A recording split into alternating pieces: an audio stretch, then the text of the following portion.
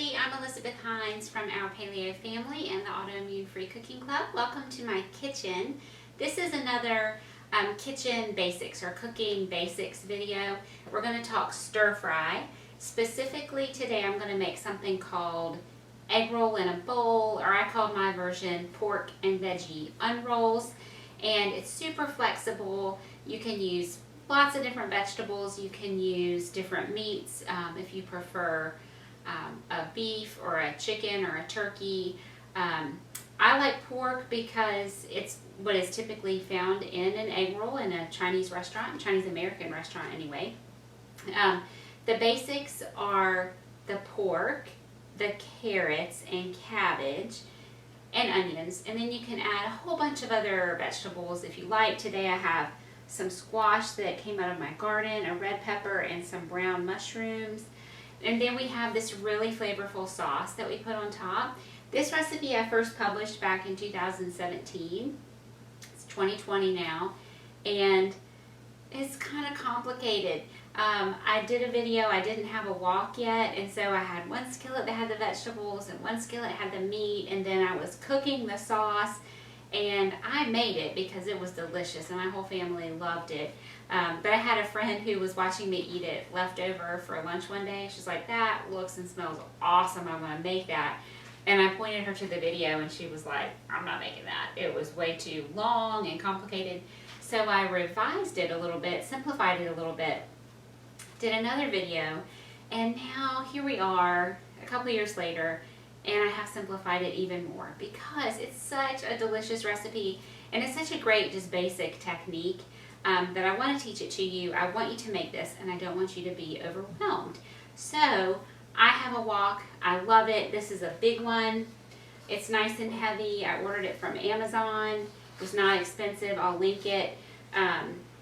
It is kind of like cast iron in that you season it, and I confess that I have not taken great care of my wok, but you know, we do wash it properly and oil it and stuff.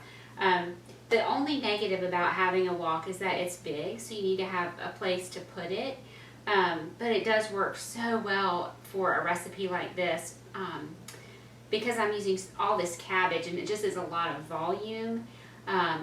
You could easily do this in like a big Dutch oven or something, but a wok is designed to heat in a certain way, and I'll kind of show you my technique. You cook down in the bottom and then you know, kind of move your food out to the sides. This particular one, the handle comes off very easily, and it did come with a lid. I don't use the lid, so it's just in storage. But being able to take this handle off makes it a little smaller. This handle doesn't come off. I set it in the bottom of my pantry, and I put potatoes and onions in it, and it's like a little container for them. So I just end up sitting things in it because I don't use it all that often. But now that I have it out, I'm remembering how much I love it, and so I'll probably be using it a little bit more. So don't be intimidated by this recipe, but do know that it's going to take you a little bit of time, maybe as much as an hour, and I have definitely simplified it for you, and I hope you really love it. So thank you for watching today, and let's learn how to make some stir fry.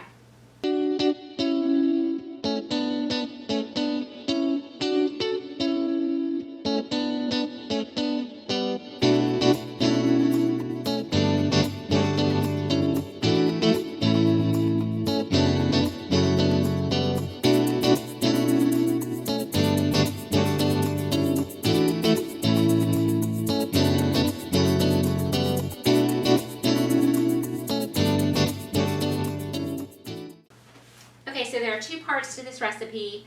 One is the actual stir fry, and the other is the sauce. And I'm getting some coconut oil in here. This is heated up, I can smell it. And I'm going to add a little bit here and there, a little coconut oil and a little sesame oil. If you have sesame oil or you can get it, use it because it has such a great flavor. I've never used my wok on this tabletop burner, so I'm going to have to play around with the heat a little bit. Because I have a lot of chopping, I'm going to sharpen my knife. This is my favorite knife sharpener I've ever had. It's super easy, kind of foolproof. So I'll link that. Came from our good buddy Amazon. I do like to wipe off the blade just in case. So it's kind of smoking a little bit. I don't want this too hot. So as I was saying, the two parts, basically you have the stir fry part and then you have the sauce. And you can, if you look at my recipe on the website, autoimmunefreecookingclub.com, you'll see that there's this real pretty sort of orange sauce artfully drizzled across the top of the stir fry in the bowl. And that's great. You can do that. You can keep your sauce out and add that as like a garnish, and then everybody just stirs it in. Or you can make it even easier, like I've done, and just stir it right in. So I'll show that to you. If you want to make a lovely presentation, save it out.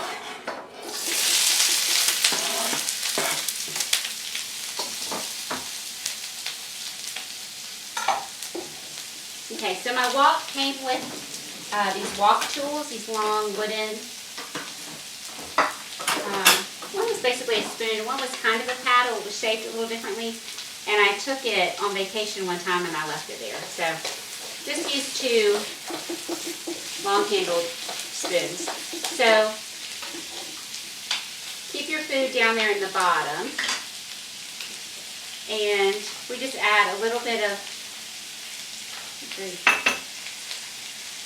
salt and pepper. This is 1/8 of a teaspoon measuring spoon that I keep in my salt. So I just add a little bit at a time. And you want to add the foods that you want cooked the most at the beginning, and the foods that you want cooked the least at the end. So I always add my onions first. I want them cooked really well. I want them nice and soft. In this particular case, my carrots are going to come next. So do this with any stir fry. Just think about, the vegetables that are the most tender, and those are the ones that you'll add last. So my cabbage, I want to add that last because I want it to stay kind of crunchy. Now, in my original write-up of this recipe, I talked about using my food processor. Because if you think about eating an egg roll, all the vegetables are in tiny, they're like shreds. Like, you can buy a bag of shredded carrots, little tiny carrot shreds, you know what I mean. And so I was trying to recreate that, and that is great. I do love it that way. Your carrots, everything will cook faster the smaller you cut it. If you are not confident in your knife skills, you don't like chopping, I kind of like it. It's kind of therapeutic. It takes time. I don't mind it. You can use your food processor, some kind of kitchen device, to help you with the chopping. But I'm just trying to make it easier on myself. When I first made this, my stove was covered in pots, and I had out my food processor, and it was a lot to clean up, honestly. Okay, so my onion has started to cook. Now, I'm just going to move it to the side. It'll still cook because the whole pan is hot, but the heat is directly on the bottom.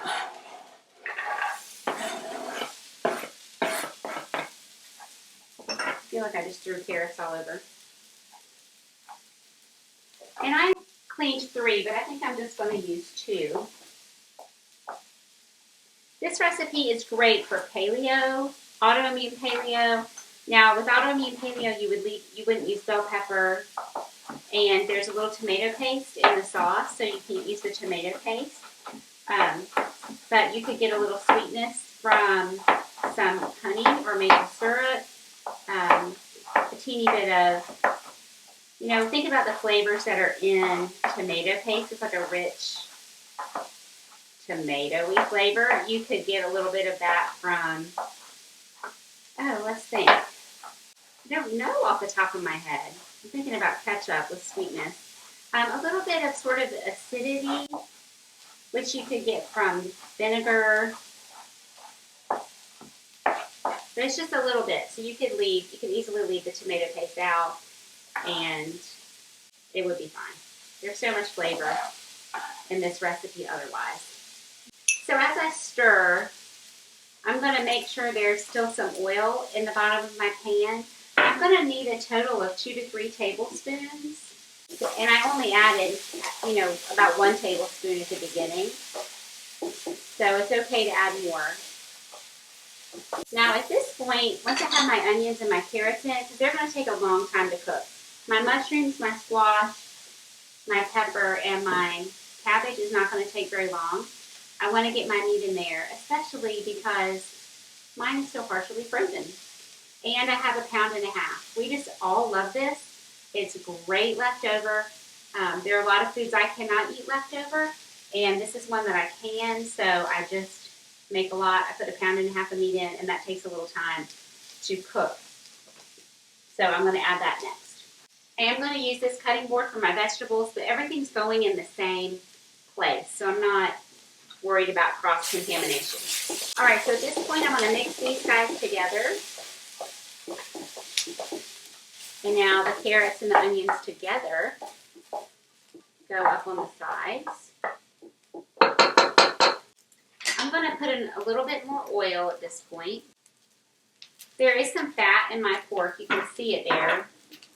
So I'm not going to add a ton all at once, but I want some in there. And I'm going to, you know how your meat will thaw from the outside. So what's on the outside is soft. I'm going to pull that off. And then I'm going to cut the rest of this down so it will cook a little bit faster.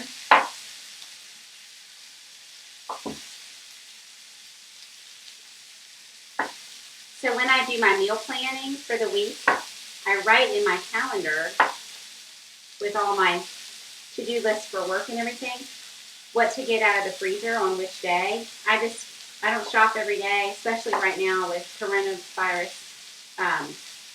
I shop as infrequently as I can, so when I go, I stock up and keep it all in my freezer. So I put in my calendar to get things out. Well, this had been in my calendar to get out, which I usually would get it out in the morning. Well, I didn't get it out until right before bed last night. So it's not completely thawed, but I was able to cut through it pretty easily, and that will help it to cook faster. Let me wash. So I'm doing this in real time. We might cut out a little chopping or something, but for the most part, what you see is what you get. We're not making it look like it takes 10 minutes when it really takes 45, okay? I want you to know what to expect. Okay, this is practically cooked already. I don't know if you can see this. Let me try to hook it up to the overhead camera. See how it's got that little brown on it, some caramelization? That's real yummy stuff. I just washed my hands, so I'm gonna put in not all of this at once. Let that start cooking down. While that's going, I want to show you making the sauce. The original recipe had onions. You were cooking onions separately and adding all this other stuff to it. And I mean, it was great, and it tasted delicious.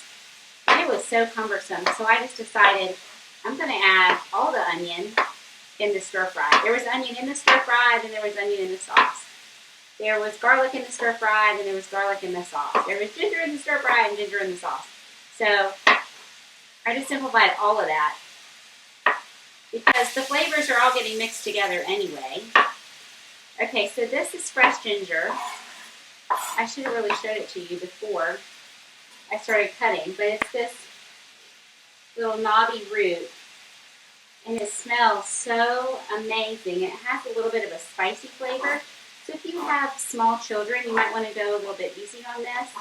That was about a 1.5 inch section of ginger. So I'm going to have to work to break this up. Okay, if I were going to add my ginger straight in here, I would need to grate it on something like this microplane grater. It's a very fine grater, perfect for doing ginger, garlic, citrus zest, that sort of thing. But because I'm doing this shortcut, I'm just going to put all of this right in my blender, and it will be super fast and easy. So, as you're probably noting, this would be faster if my meat was all the way thawed, but this is real life, right? Whoops. Sometimes we throw our garlic on the floor. So I want 6 to 7 cloves of garlic. You know, sometimes one will be gigantic, some gigantic, small. And there's 1, 2, 3, 4, 5, 6. We're fine with that. If you really love garlic, or if maybe you're sick, garlic has great antiviral properties, antibacterial properties. Then you might want to add a little bit more. But this is what I happen to have here, so that's what I'm going to use. While I'm talking about that, last year I had 2 teeth die, basically. They were teeth that had cavities when I was really young, and they just had big fillings that had cracked, and I had crowns, and the crowns had cracked, and anyway, the teeth died, 2 of them, different times, but both last year, and it was painful and expensive. And when I had the teeth extracted, you know, they sent me home with this antibacterial mouth rinse stuff that I was supposed to use.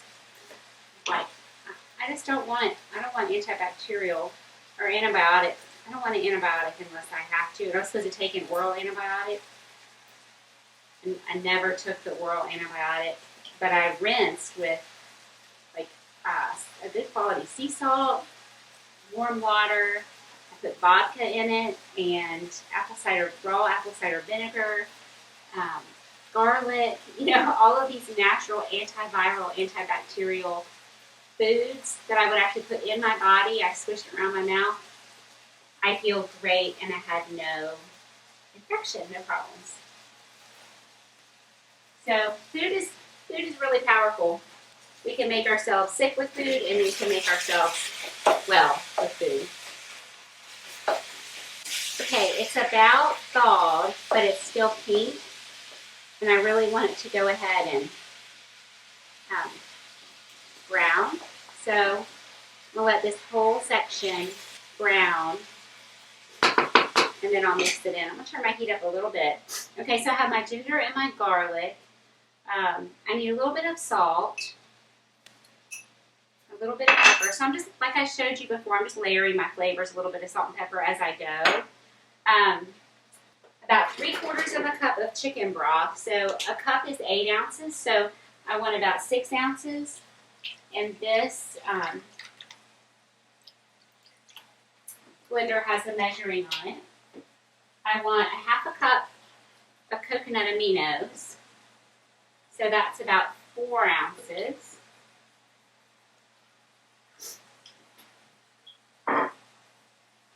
I want some tomato paste, about 2 tablespoons. This is not something you have to measure. You do not have to measure this. If you want to measure, you can. You absolutely do not have to. If you don't want to. You don't want to take the time to do that. And then an 8-ounce can of crushed pineapple. And I put the juice in because we're making sauce, right? If you want less sauce or less pineapple taste, or somebody in your house really loves to drink pineapple juice, you can drain it. You can save it for another use. It's no problem. Do what you want. But I'm going to just go ahead and put all of this in. If you only had frozen pineapple or you had large pineapple chunks, whatever, it would be fine. Any kind of pineapple you have. So you notice I'm letting it sit. I'm not constantly stirring it at this point. It's because I want that caramelization to happen.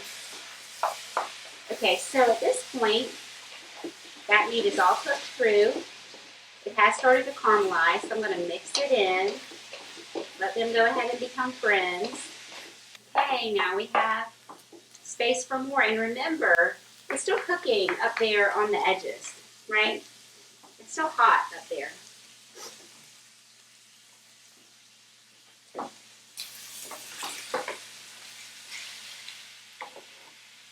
This thing is spinning around, driving me crazy. Okay.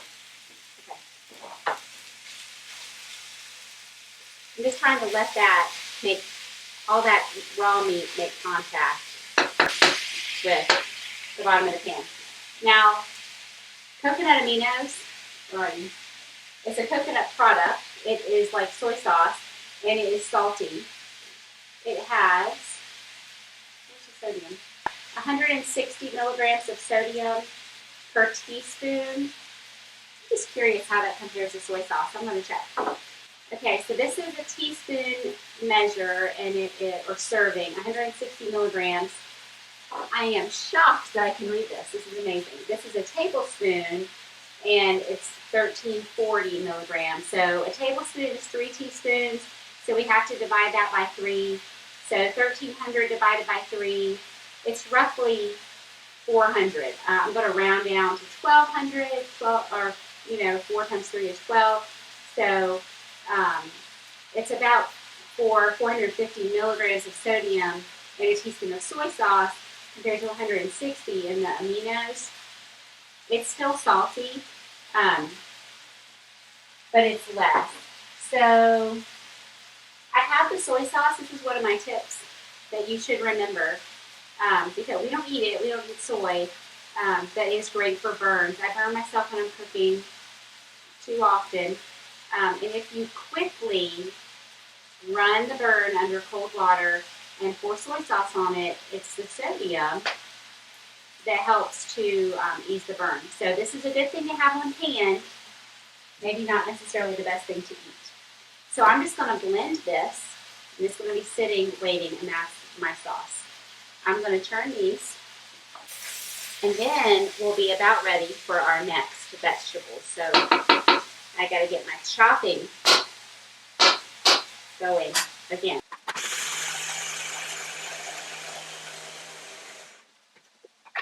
Smells so good. I love the smell of fresh ginger. Let me show you the consistency of this sauce. So it's kind of thin. So if you want to garnish with the sauce, I would recommend that you can make it just like this, and then put it in a little pot while you're finishing the rest of your work, and just reduce it. Have it simmering so the sauce will reduce. Or if you just want, how sometimes like a sauce from an Asian restaurant has sort of a silkiness to it. They're using most likely cornstarch to thicken. You could put a tablespoon of arrowroot, which would be our paleo thickener that is comparable to cornstarch. Put that right in the blender and blend it up. You'll need to re-blend it for a couple seconds before you're ready to use it, and that will help create that silkiness. Does that make sense? I'm just going to use it just like it is. I can smell it. It smells so good. And we just have carrots and onions and pork. It's the pork that I'm really smelling. It smells very fresh, which is good. You want your food to smell fresh and not old and rotten. Okay, so the red bell pepper. Any bell pepper you like. I tend to associate green bell pepper with Italian food, so it would not be my preference to use a green pepper in this recipe, but you totally could. There are no rules, so this is a basic stir fry. You put things in the order from like toughest to most tender. You can cook your meat in the same pan. You can cook your meat in a separate pan. If you are using a meat like a flank steak, something like that, or a chicken breast that's going to cook very quickly, simply add that in closer to the end. Again, I would recommend, if you're using cabbage, to do cabbage last, unless you want your cabbage super soft. Cabbage will almost, not dissolve, but it'll get real soft real fast. And I don't enjoy that texture. I would prefer to have it a little more crunchy. So my peppers are ready to go. I'll get my mushrooms ready.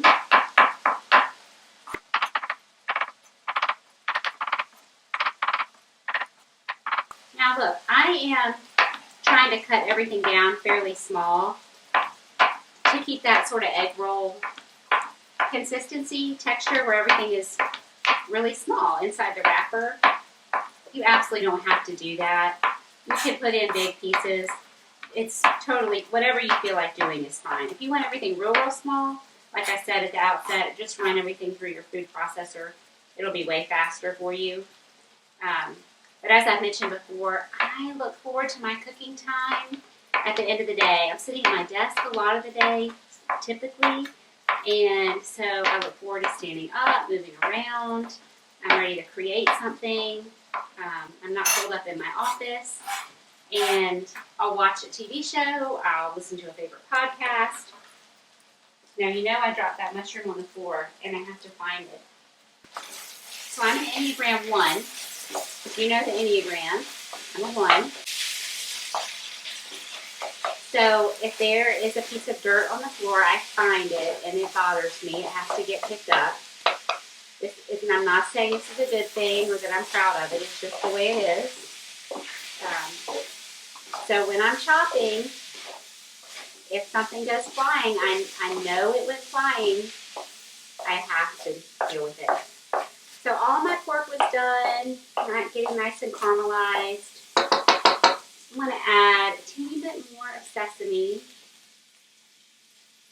I think that's about it for that one. I'll do one more shot of coconut oil. So the coconut oil is adding these amazing fatty acids that are unique to coconut oil. Let me get this out of the way. And the sesame oil is bringing all this delicious flavor. I want to dry my hands because if I have water on my hands and that drops in the oil, it will splash at me. And there is water in the vegetables. So I'm going to let the peppers go for a minute, and then I will put the mushrooms in. Let me just sort of flatten them out so they're getting exposure to the pan. So as you're seeing, as I'm demonstrating for you, you might have one little squash, just a few mushrooms or whatever other vegetables you're using, and before you know it, you have this giant full pan. So the food tends to kind of multiply with the stir fry if you use a bunch of different vegetables. So just know that if you're either serving a lot of people, you're going to have a lot of leftovers. If you want more variety, which I love the variety in the stir fry, if you want more variety, then just use very little of each food. That little squash really needs to be eaten. He's getting soft. I'm thinking, I'll use the whole thing. I won't use all the cabbage, which means I will. I did flip over my cutting board so the raw meat was not on there. But I will clean my knife so I don't contaminate it. So I did these in kind of a loose julienne, cut them into strips. So I could end up with a smaller dice. If I were just sauteing squash in my pan, I would have just cut it in half and made little, like half moons. But I want them a little smaller for this.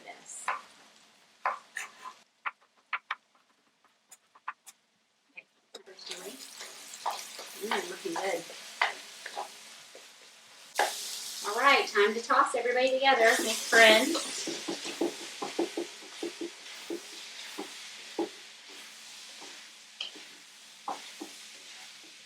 So if you were cooking in a regular skillet or maybe a big Dutch oven or maybe even an electric skillet because it's a large quantity of food, you would just do it the same way. Just keep adding bit by bit.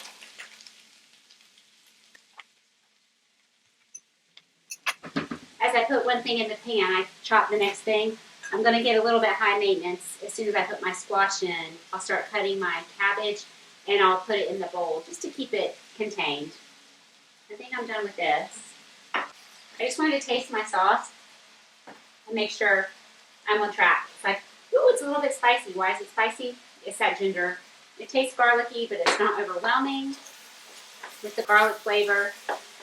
It's very balanced. There's a little sweetness with the pineapple.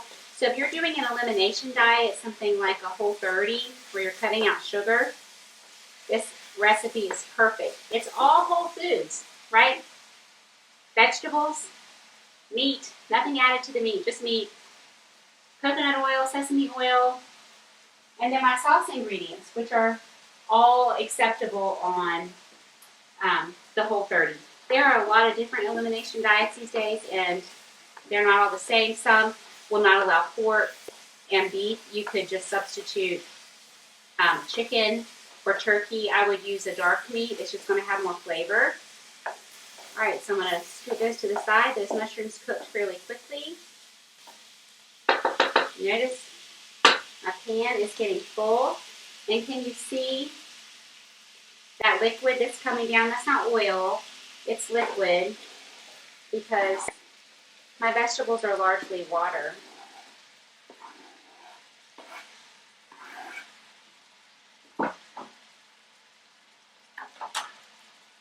My sauce was not overly salty. Actually, let me give this mixture a little taste to make sure it is seasoned enough.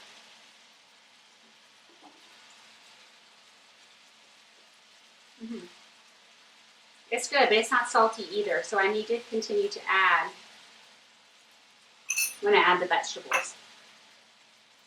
Okay, so as I've been talking about cooking in quarantine and not shopping very often, shopping as infrequently as possible.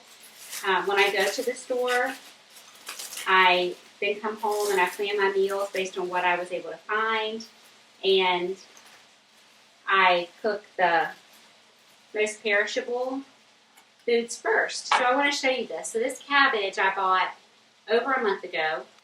We used a little bit of it for slaw probably 2 weeks ago, and it has this little bit of mold. Okay, mold is not going to kill us. I'm just going to cut that off. And it's fine. Don't leave me nasty messages about that. It's totally fine. We do this all the time. All the time. And yes, it touched my cutting board, and I'm still going to cut on it. It's fine. We need a little bit of this dirty stuff to help our immune system stay healthy, right? So you want, I can't say a half a head of cabbage, a quarter of a head of cabbage. As you could tell, that was a huge head of cabbage. I might use a quarter of it. If you had a tiny head of cabbage, you might use the whole thing. So use as much cabbage as you want, but I end up using, counting it raw or, a raw measure, probably 8 to 10 cups, easily. I put in a lot of cabbage. And whereas we do eat white rice, we had some last night. We eat it a lot, actually. I will sometimes serve rice with this, especially if we have some left over hanging around. But I frankly don't feel like I need it because you get that sort of crunchy, kind of counterbalanced texture by the cabbage if you put it in at the end of your cooking time. So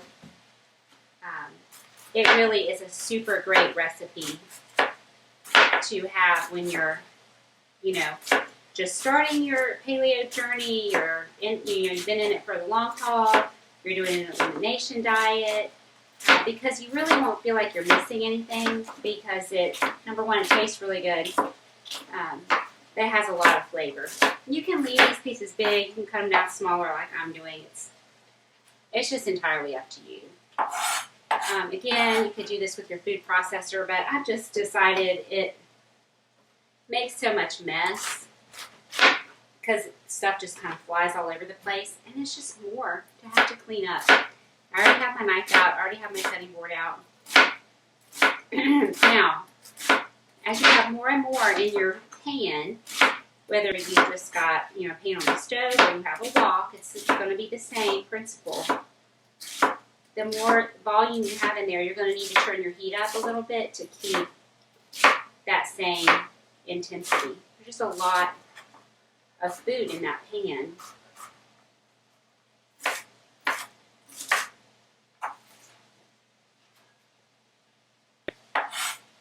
Now that my son has a job, I have to pay attention to when he's working, and I try to plan meals that aren't his favorites when he's working.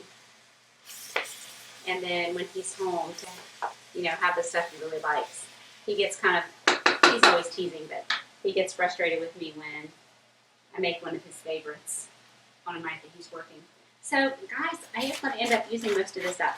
So I'm down to like the core, the heart of it, but that's one of the great things about cabbage. You can really eat most of it. So I'm just going to go ahead and use it up.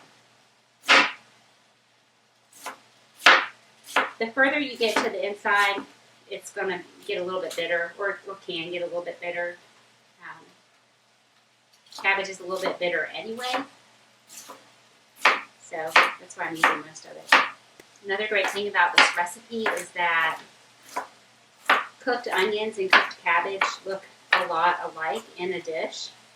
So my children, who are excellent onion spies, will look at this and they won't be able to distinguish the onions from the cabbage. Garnishing this dish, green onions, or I have chives outside. Those chives I cut the other day. They don't look very nice. I'll have to send a chive out for some fresh ones. But I love that hit of fresh onion flavor as a garnish. And if you love it, you can do that too, or if you don't, absolutely leave it out. This is not just egg roll in a bowl. Just know I'm talking about this particular recipe, or any old stir fry that you decide to make. It's a great thing to make at the end of the week when you are cleaning up, little scraps of things that are left in your fridge. So one really positive change I think that has come from my family since the whole sheltering in place and, quarantine kind of stuff has happened is that we are not wasting food. And I'm proud of that. And I think that we'll be able to continue it because it's already been 3 months. I think we're in the habit. But, at the end of the week when you have a little bit of vegetable, or at the end of the month, however often you're shopping, you've got a little bit of vegetables or meat, whether they're cooked or raw, it doesn't matter. You can make a stir fry, you can make a frittata, you can make like a pasta sauce.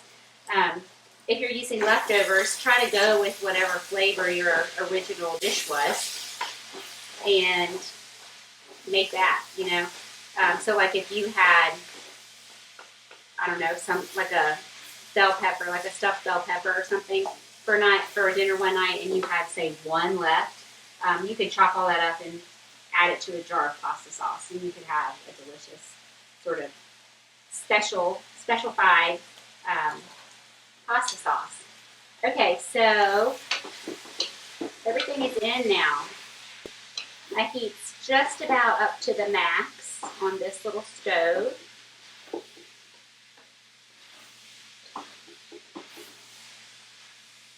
I'm just kind of thinning it out all around so that everything can caramelize a little bit. I'm going to clean up just a tad, put some of my refrigerated foods away, and then I will taste this. I will start adding the cabbage, and I'll add the sauce. I can smell it, it's that, like when meat is grilling or searing it, it smells great. You know what, in fact, it's a little bit of a change. I'm going to put my sauce in now. Woo! Yummy. Everybody into the pool. I'll let that cook just a teeny bit. I'll give it a taste. Then I'll start adding in the cabbage.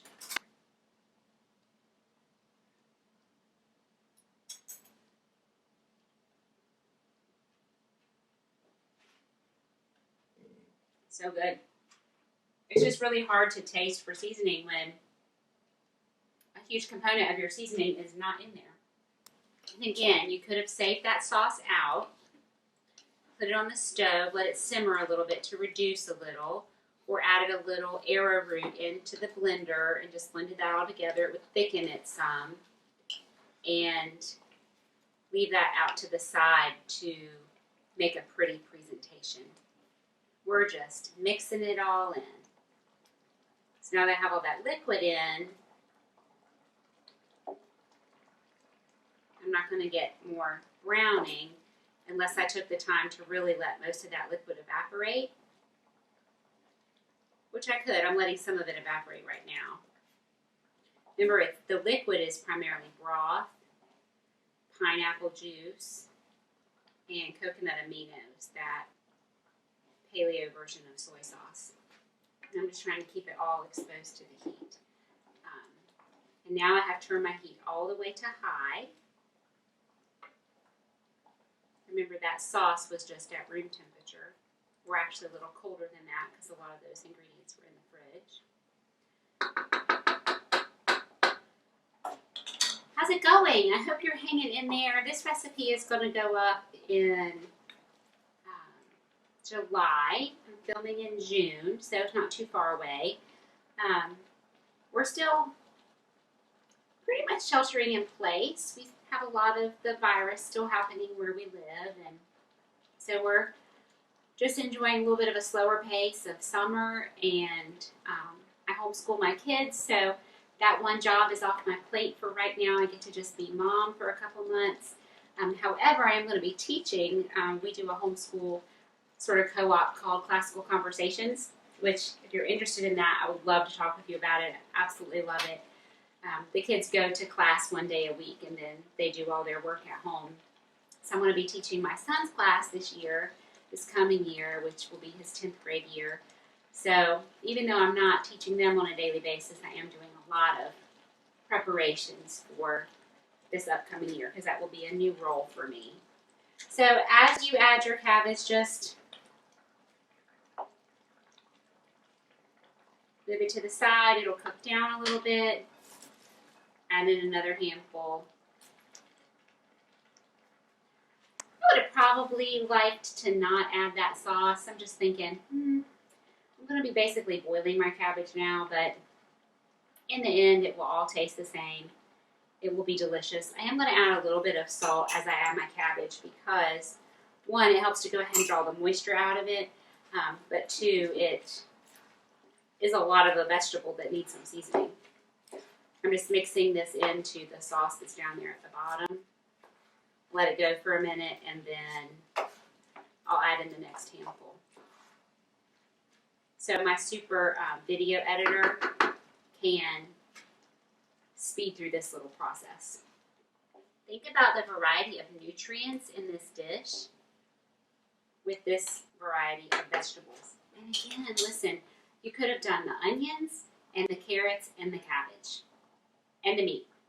Or you could have not done the meat and just then made the sauce and made it vegetarian. If you were going to do that, I would add some mushrooms or some other vegetable, but I made this a little more complicated because I added a few more vegetables. Because my family loves it that way, you don't have to do it that way. If this still feels overwhelming to you, simplify it. Simplify it, you know.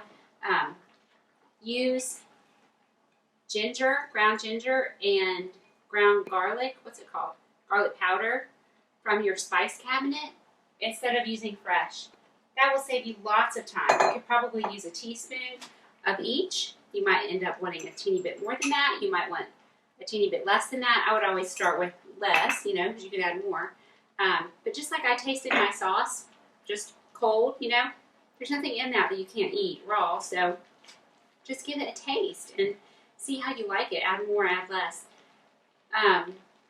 You can really simplify this dish. If you're just cooking for 2 people and you don't want a bunch of leftovers, cut the amounts down by at least half, and that will take you less time, less chopping. Or if maybe you have a helper who does your dishes, go ahead and get out your food processor or whatever kind of contraption you have that chops things really fast for you. Maybe that's your helper that chops for you. Do it together, you know. there are ways to make this, to make a stir fry a little bit easier. But it's a great, great dish or a technique to learn because you get in a lot of nutrition. It's a great way to use up leftovers or little scraps of vegetables and meat that you have that maybe it's not enough to make a whole recipe of something else. And it tastes really good. If you have people in your house who are pretty picky, this tastes great. You know, I'm thinking about what I made last night. I used a bag of frozen vegetables, and I think it was called Stir Fry Blend. And it had green beans, broccoli, onions, sugar snap peas, bell pepper. It was supposed to have water chestnuts, but I don't think there were any in there. I had a lot of green beans and a lot of broccoli. Now, it was a small bag. You would have to use 3 or 4 bags at least, and then still add the cabbage to get the same quantity. But you could use that. Now, again, when you're using frozen vegetables, they're going to come along with extra water because they probably have some like ice crystals on them, which is totally fine. Just know that they're going to take a little bit more time in your pan to let that water evaporate out, so you start to get some caramelization. That's the stir fry part, and then you can move on to the next steps. There are a lot of things you could do to make this a little easier, a little less labor intensive for yourself. But I don't think it's bad. It's probably been an hour. And we have this amazing dish to show for it. It tastes really good. Everybody loves it. It's a lot of vegetables. And even my family of 4 with hungry teenagers will have leftovers. So I'm still going to scoot things to the side for a minute and just let a little bit more liquid evaporate. I don't have to. I'm just choosing to. And I'm going to give it a taste to make sure it's seasoned okay. If I needed a little bit more salt, I could just add salt, or I could add some coconut aminos, which would add some saltiness with that yummy Asian flavor.